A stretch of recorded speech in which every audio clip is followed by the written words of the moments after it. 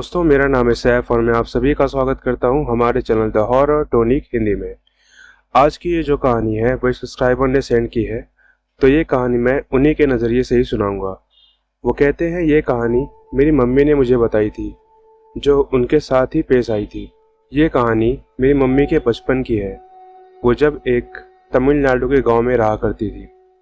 वह अपने बचपन से गाँव में थी, तो वहाँ खेती वगैरह का काम होता था, जिसमें मेरी मम्मी भी हाथ बटाया करती थी।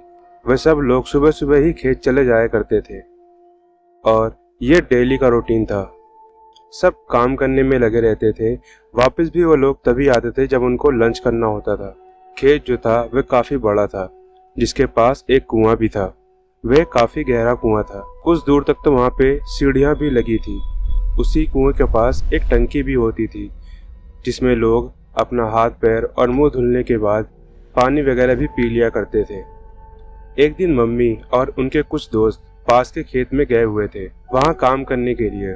काम करते हुए मम्मी को प्यास लगने लगी थी, तभी वे उसी कुएं के पास जाने लगी। कुएं तक पहुंचने के लिए उनको एक गन्ने के खेत से होकर गुजरना पड़ता था और वह पूरा एरिया गन्ने के खेतों से घिरा हुआ था। मम्मी वहां पहुंच जाती है और उन्होंने उस टंकी से पानी निकाला और पीने लगी।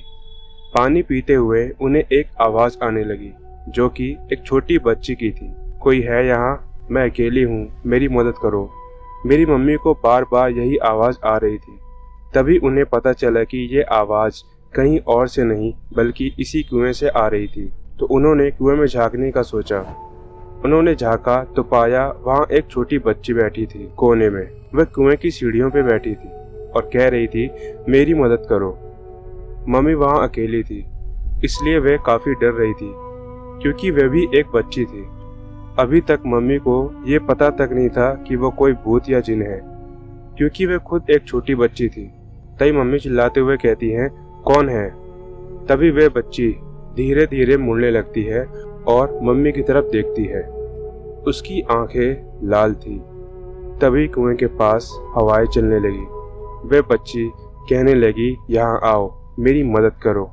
ये देख के मेरी मम्मी वहाँ से भागने लगी और जल्द से जल्द घर पहुँच गई। और अगले दिन उन्हें बहुत तेज बुखार था।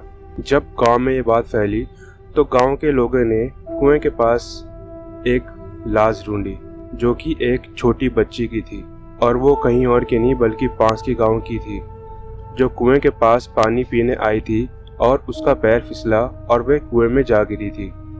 तभी से हम सब इन सब चीज़ों पर यकीन करने लगे थे।